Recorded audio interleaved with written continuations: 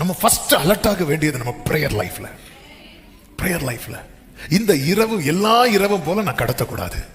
ஆண்டவர் எதையோ எனக்கு சொல்ல விரும்புகிறார். எனக்கு ஒரு பெரிய ஆபத்து வரப்போகிறது.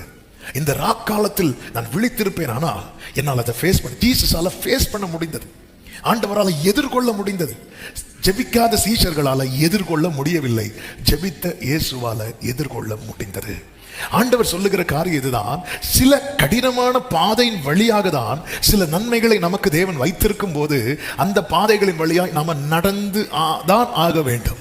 ஆமென். 7 மடங்கு அக்னி சூளை வழியாக தான் சாத்ராக் மேஷாக் ஆபேத்நேகோவுக்கு கர்த்தர் ஒரு உயர்வை வைத்திருப்பார் என்றால் அந்த அக்னி சூளையை கடந்துதான் ஆக வேண்டும். சிங்க கெபிக்கு பிற்பாடு தானியேலுக்கு ஒரு ஜெயமான காரியத்தை கர்த்தர் வைத்திருப்பார் என்றால் அந்த அனுபவத்தை கடந்துதான் ஆக வேண்டும்.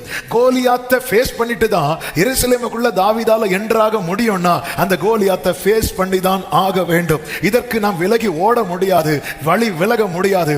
இதுக்கு நம்ம முடியாதுன்னு சொன்னா நமக்கு ஆயத்தம் பண்ணின நன்மை நமக்கு எட்டா கனியாகவே இருக்கும் நம் ஒவ்வொருடைய வாழ்க்கையிலும். அதனாலதான் இயேசு சொல்லுவார், இதை நான் பானம் பண்ணியே ஆக வேண்டும் என்பார்.